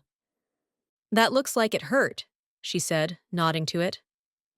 He regarded it a moment. "That's what I get for trying to slice a tomato without a cutting board." "Ouch!" She didn't know his politics, but she could see why people voted for him. He felt trustworthy and gentle. When she'd eaten as much as she wanted, she set the plate down. "What had you so discombobulated when I ran into you outside?"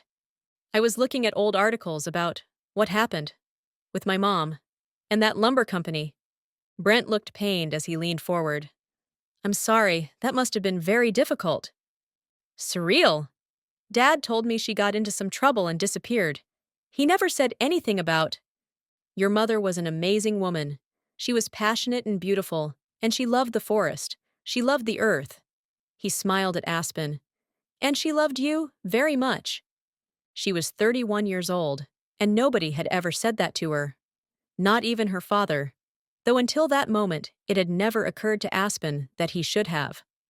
You were the driving force of her decisions, Brent said. To be fair, her decisions weren't the best. What she did, he blew out a long breath. I wish I'd been there. I wish. I had no idea what she was planning. If I had, I could have talked her out of it. What she did was wrong, so wrong. But her heart was pure. She only wanted to save the forest from a company she felt wasn't treating it well. Was she right? Aspen asked. He shrugged. At the time, a lot of people thought so. They'd been fined and claimed to have cleaned up their act, but I believed, like Jane, that they would slip back into their old ways when nobody was looking. In retrospect, you know how it is when you're young. We were barely 20 years old, and so confident, cocky, and stupid. That lumber company is still in business today, and as far as I know, they follow all the rules. So maybe we were wrong. He shrugged. But your mother was sure, and she was going to save the forest for her daughter, no matter what it took. Aspen wondered if Brent's words were supposed to make her feel better. But how could knowing she'd been the motivation for a bombing that had led to a woman's death be any kind of comfort? What you read about your mother this morning, he said. That's true. I wish I could tell you it was all a big mistake, a misunderstanding. But Jane did what the papers say she did. She got it in her head something needed to be done, and she did it.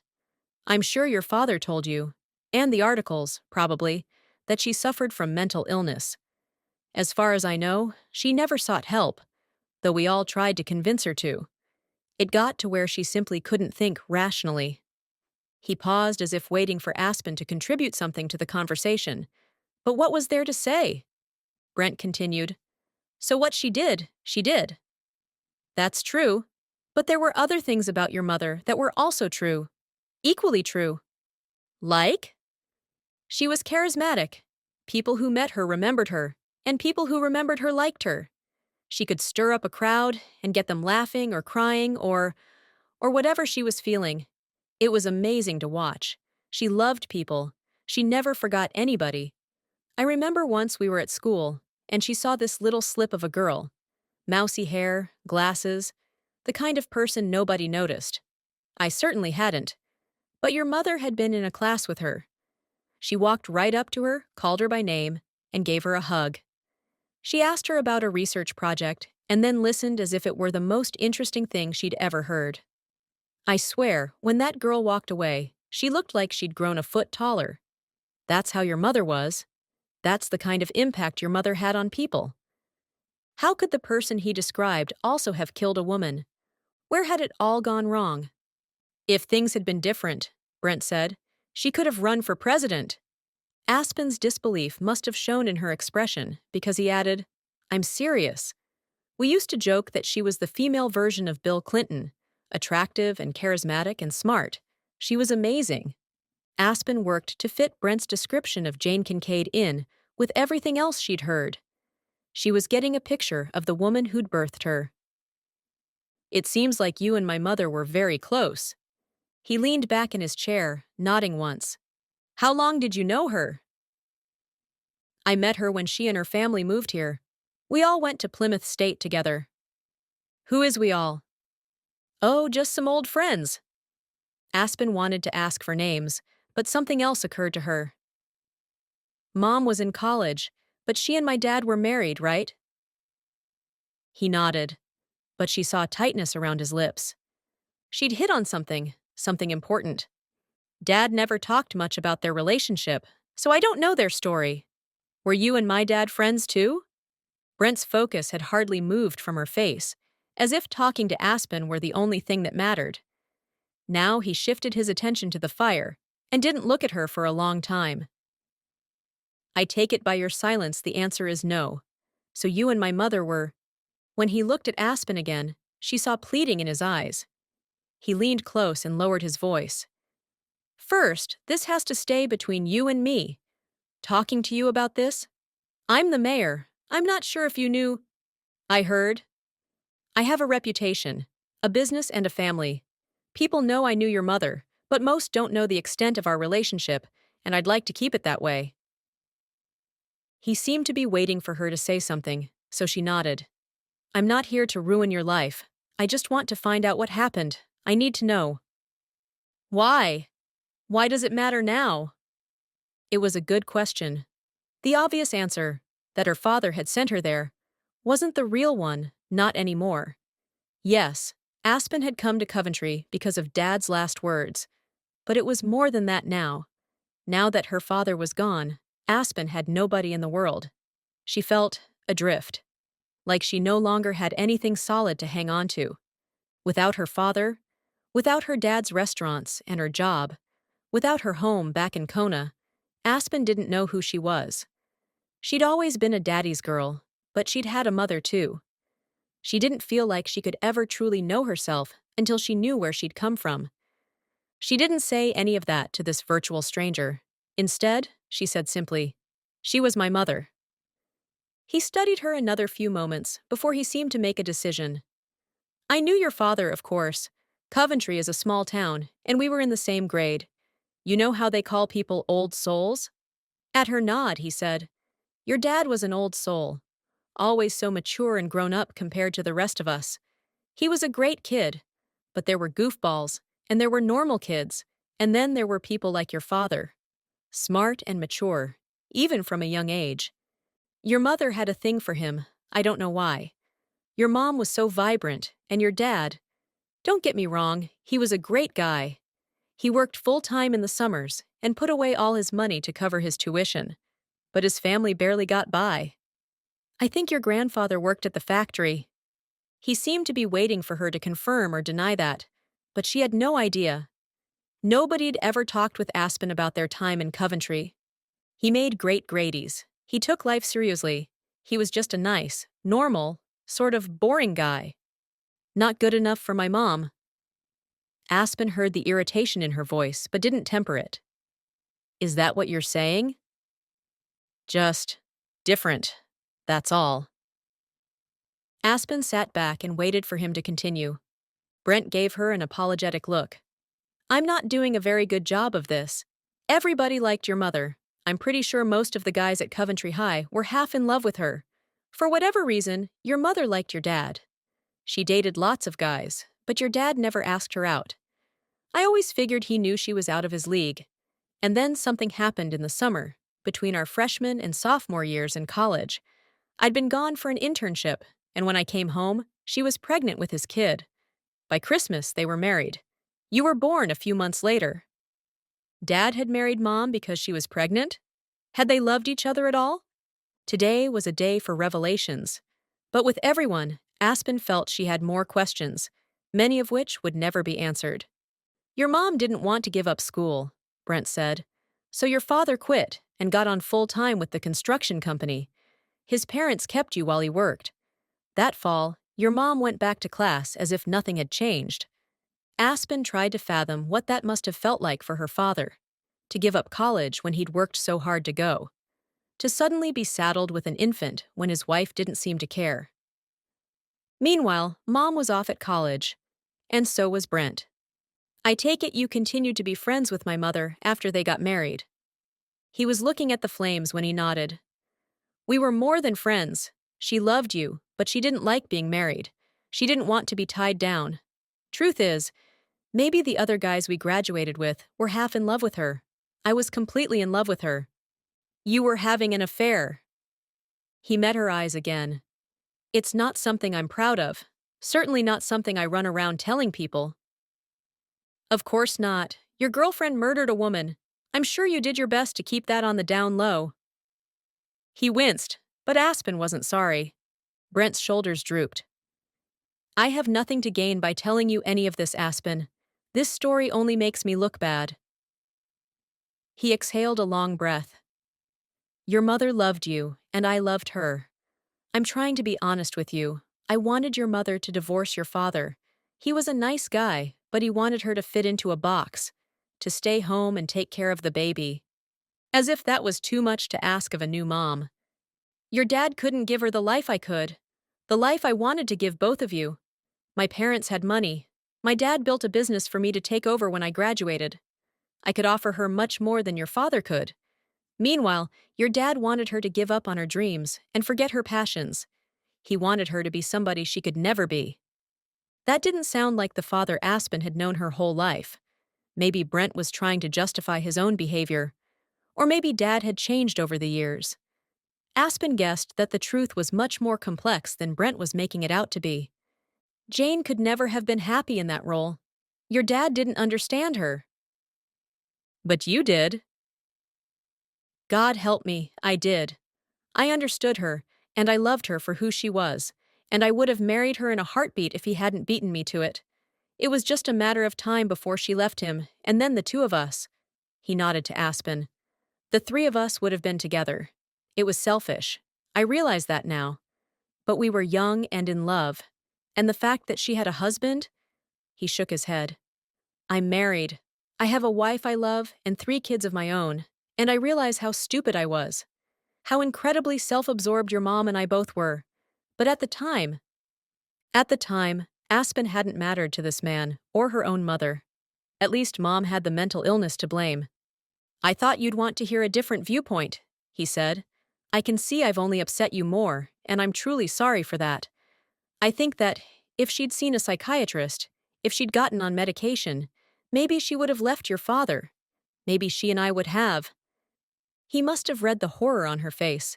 He shifted gears. Or maybe she would have stayed with your father, and they'd have made it work. I know he was trying very hard. I can tell you one thing. Your mother would never have set off that bomb if she'd thought there was somebody in that building. And now, I've taken up enough of your time. I didn't mean to upset you more. He started to push to his feet. Wait! Seeming wary, he settled in the chair again.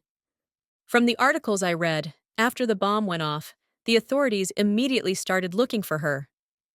She'd made so many threats. But nobody ever saw her again. She just vanished.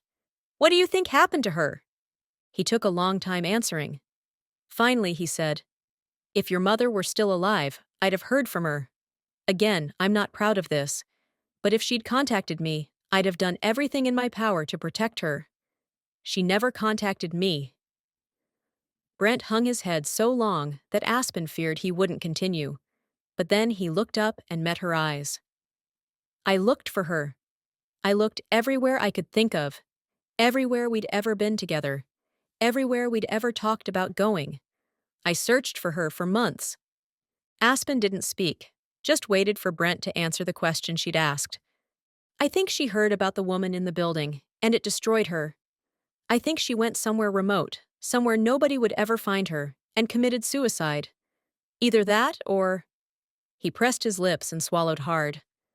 There's only one other option I can think of, and I hesitate to say it. She couldn't imagine what he could add that would be worse than what he'd already told her. But then he said it, and it was so much worse. Or your father found out what she did, and he killed her. Chapter 17. 30 years ago. They were 6 weeks out from the incident the next time they met. The Crusader was empty-handed when she followed the builder across the dark bar to their table. The planner wasn't happy. He glared at the Crusader. You said you would bring the things. She did, the builder said. They're in my car already. He relaxed as another piece of his plan clicked into place. You have everything you need then? The builder nodded, plopping into the chair. The Crusader sat but fidgeted, eyes bright, smile fixed in place. She'd been like this for weeks. Ideas flying, not that they made much sense. Her grasp on reality seemed to be slipping. He worried. When this was all over, he'd insist she see a psychiatrist. He wasn't sure what was going on with her, though he had his suspicions. She wasn't crazy, just unstable. But they had medication. She could get on something. Then she'd be fine. He'd help her. He'd stay with her and protect her. He understood her far better than her husband ever would. The wrench even has a little bit of his blood on it from when he was fixing the car last weekend. The Crusader practically bounced in her chair. No question they'd be able to trace it to him. That's not the goal, the builder said. We just want to convince him to establish your alibi. I know. I'm just saying. Gone was her reluctance to drag her husband into it. It would be back, though. Her mood would swing in the other direction. Sometimes it swung too far. The planner had seen that side of her, too. Dark days when she refused to leave her house. The medication would help that, too. After they did this, her husband wouldn't want anything to do with her. He'd quit pretending their marriage could work. He'd take the kid and leave. And the planner would have her all to himself. He would take care of her without putting all the demands of motherhood on her. He would protect her, from others and from herself. He was exactly what she needed. "There's one more thing you need to do," he said. "You need to establish a place. Some place where if you ask him to meet you there, he'll know exactly where to go, and he wouldn't question you too much. Someplace out of the way, remote." "Like Ayasha Point?" "No." He took a deep breath for patience. "It has to be someplace you can drive to. You can only hike to Ayasha Point." Right. I see. The planner and the builder shared a look. Could she hold it together for 6 more weeks? He would hold her together if he had to. "I was thinking maybe up past where they're building those new condos," he suggested. The Crusader's eyes brightened. Yeah, there's a view." "Exactly." Okay. Her head bobbed. "We'll have a picnic. I'll pack sandwiches and wine and something for the baby. I have the perfect plaid blanket we can sit on. It'll be nice. We'll call it our place. We'll kiss." The planner forced a smile. "Whatever you think will work. I'll do it. It'll be fun." He kept his face neutral, even if the thought of her creating a romantic spot for herself and her husband sent red-hot jealousy through his veins. He'd imagined them going there to discuss their failing marriage. Her way would work too. The planner could be flexible. She had to do this to keep herself out of prison, whatever it took. When it was done, her husband would drop her, and she realized she'd never needed him to begin with. It would all work out. They just had to stick to the plan. Chapter 18. Aspen's car was in the driveway when Garrett arrived at her house that afternoon. Since she'd finally trusted him with her key, he'd already been by once to unload the things they'd purchased the day before. Then he'd returned to his condo to get the tools he'd need that hadn't fit in the truck the first time around. He jogged up the walk and, after knocking to announce himself, propped open the glass storm door and pushed open the other door into the room. It was a mess, from 2x4s to sheets of drywall, from new toilets to floor tile. He was about to announce his presence when he caught sight of Aspen bent over a 5-gallon bucket of paint. She seemed to be trying to lift it. "Hey, don't! I can't live like this." She let the paint bucket tip back to the floor with a thud. "No, I know, You can't just leave all your crap in the middle of the living room." She stood to her full height, which still left her about 6 inches shorter than he, and glared. "This is unacceptable. I come home to find my house in total disarray. You nowhere in sight, probably off to get lunch. You seem to have zero regard for my property. You need to get this taken care of, and taken care of right now." Hot rage rose from the very center of his being. He would not have orders barked at him as if he were a naughty child. Her words, her attitude, brought back too many memories of his father's demands. The more Dad had asked of Garrett, the less he'd done. When his dad demanded that Garrett shovel the driveway by hand, despite the snowblower in the garage, he'd piled all the snow right behind his father's sedan and then took off for a friend's house. When his dad demanded that Garrett make better grades, he'd quit studying altogether. When his dad demanded that Garrett stop hanging out with losers, he'd befriended the neighborhood troublemaker. They'd broken into houses, cars, and eventually a video game store. He'd nearly gone to juvenile detention for that, which was how he'd ended up in Coventry. Uncle Dean and Aunt Deborah never demanded anything of Garrett. When they wanted something done, they asked. They'd always been kind and respectful, and he'd always been willing to do whatever they needed. Aspen had been respectful too, until that moment. A very small, very petty part of him wanted to leave everything exactly where it was and leave to make her accusations true.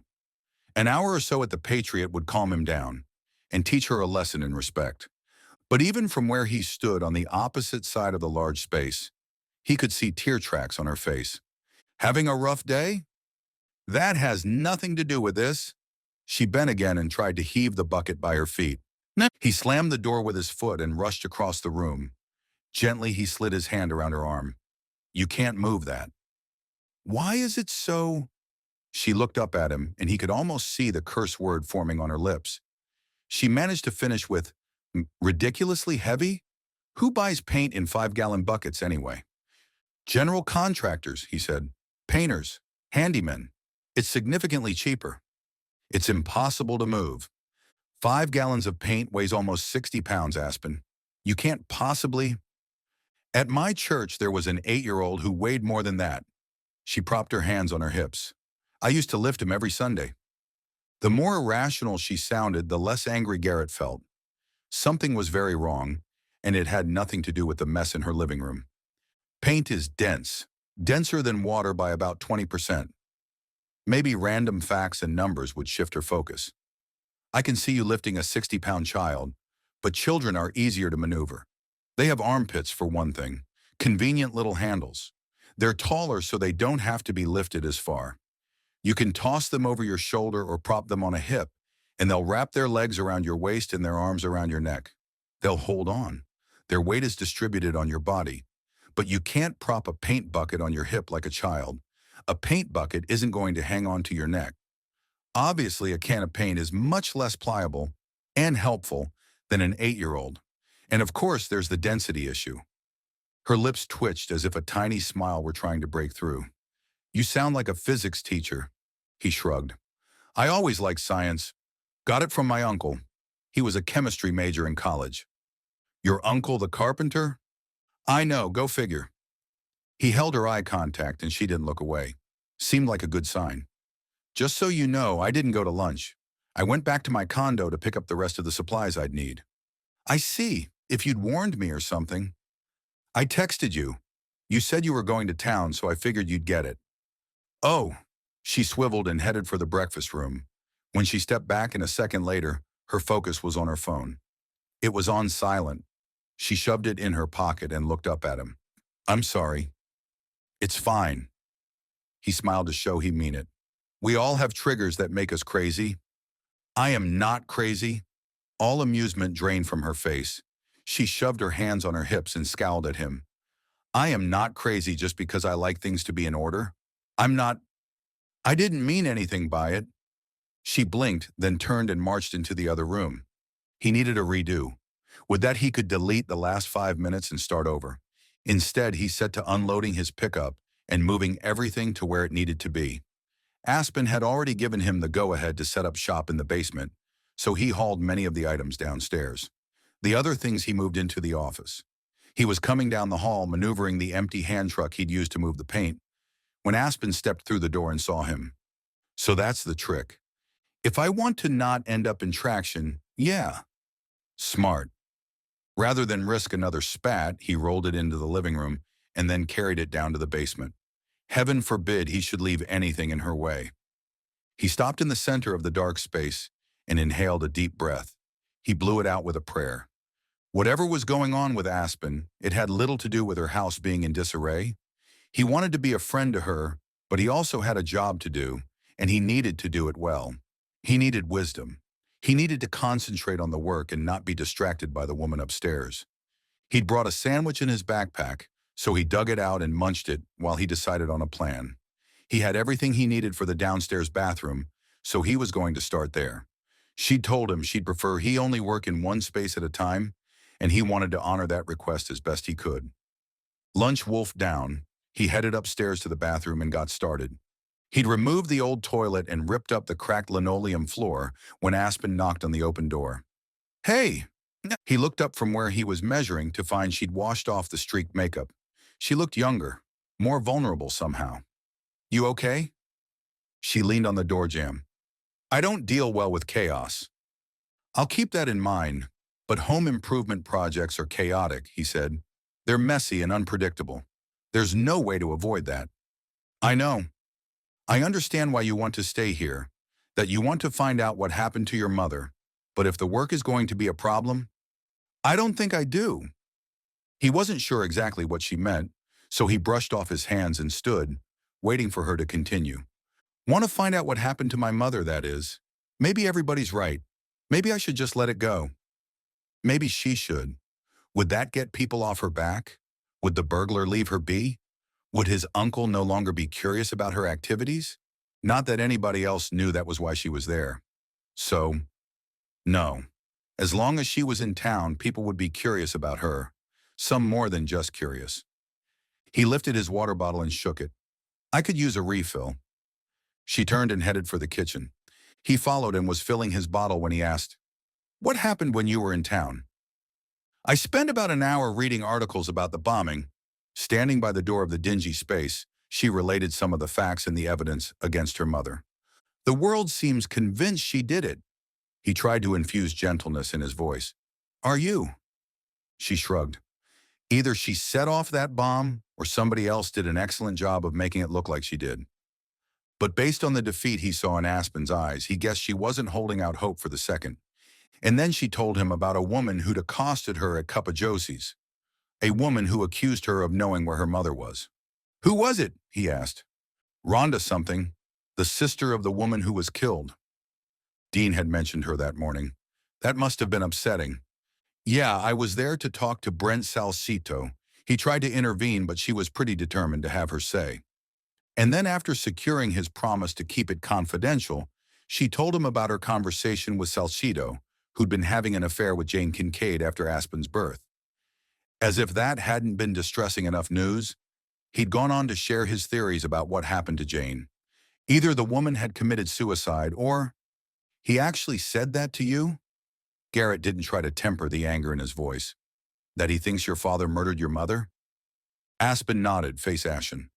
Garrett tamped down a wave of fierce protectiveness, which had him wanting to hunt down the mayor and give him a piece of his mind, or maybe his fist. Instead, he opened his arms. She stepped into them, pressing her cheek against his t-shirt.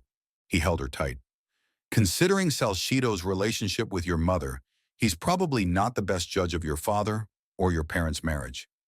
She tipped her head back to face him. "That's true.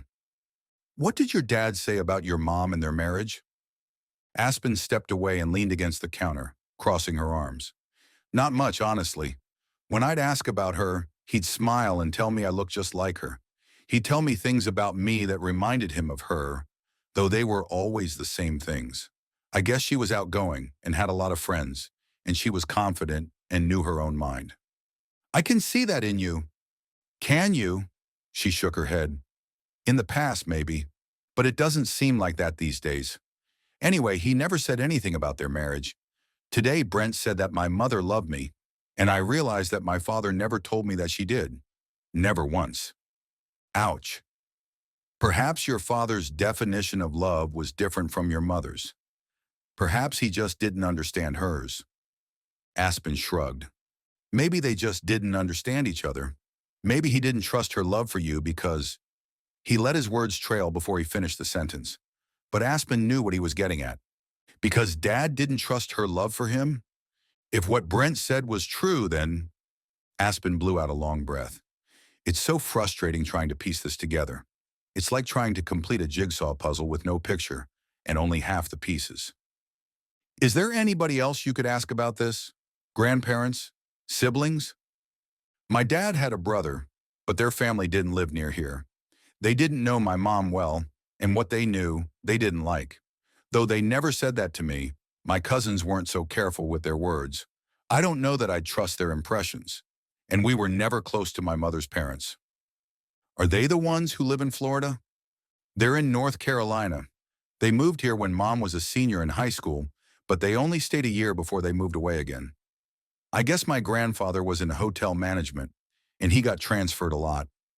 My understanding is that they weren't living here when Mom and Dad got married. Dad didn't keep in touch with them, so I guess I could ask them, but—" She shrugged. "Or not. Maybe they wouldn't know much about the marriage either. And my dad's parents hated my mother. I mean, they never said that to me, but they didn't have to. So could I trust anything they told me? I don't know anybody who would be able to give me an unbiased opinion, or not. Maybe you could get all their opinions and weigh them against each other. Or maybe I should just let it go. My father wasn't a killer. Brent Salcito can't be right about that. If Brent thought it, then I wonder if your father was a suspect in her disappearance." "Huh, I hadn't thought of that. Can you get the police reports or maybe talk to someone who investigated?" That's a good idea. And you know, people tell me she had a lot of friends. Maybe I should figure out who they were. There have to be some who are still around, don't you think? Seems likely. She could talk to Dean and Deborah, but Garrett didn't think they'd want him telling Aspen about their friendship with Jane. In fact, based on the conversation he'd had with his uncle that morning, he knew they wouldn't. It felt deceitful keeping that information from Aspen, but he couldn't betray his family. He hated being in the middle, feeling like he had to choose. Thank you. Aspen stepped back toward him. He hugged her. I didn't do anything, really. Just listened. Guilt wrapped itself around him, almost as tangible as the feel of Aspen in his arms. You did more than that. Dad told me another way I'm like my mom. He said she had to express every thought before she knew what she was thinking. She was an external processor, and I'm the same way. Used to drive my father crazy. He'd want to sit quietly and I'd babble about everything that happened to me all day long. He'd say almost nothing, just nod along. And by the time we were finished, I'd have some clarity. Her expression turned darker. Is that weird or crazy? I never thought about it, but maybe it's a sign. Like a flash, he remembered all the times she'd used that word. Crazy. She'd asked if it would be crazy to remodel the entire house. She'd worried that buying the nicer used sofa would be a crazy decision. When they'd been talking about her wearing her handgun, she'd said she felt like a crazy person. Earlier that day, it had been Garrett who'd used the word, suggesting the messy house had been a trigger that had made her crazy. And his use of the word had made her, he wasn't going to say it. How many times had Aspen wondered if she was like her mother? How many times did she second-guess her decisions for fear of it? He took Aspen's upper arms and set her away so he could get a good look at her face, and she his. Aspen Kincaid, you are not crazy. You're one of the sanest, most rational people I know. You might be like your mother in a few ways, but you have a sound and ordered mind. I know, but when she blinked, a tear dripped down her cheek. And your mother wasn't crazy. I don't know what she had, but it seems pretty clear that she suffered from a mental disorder caused by a chemical imbalance. That word, we need to stop using that word. He was going to eradicate it from his vocabulary permanently. She said again, I know. I'm not sure you do, he said, but I assure you, whatever mental illness your mother suffered, she didn't pass it along to you. He pulled her close again, wishing he could convince her. Would she always wonder?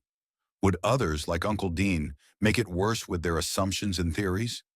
Would Aspen always question her own sanity because of her mother's illness? He held her close and prayed that God would help her see herself the way Garrett saw her, the way God saw her, as a beautiful, kind, generous, and determined woman. A woman he was falling for more every moment.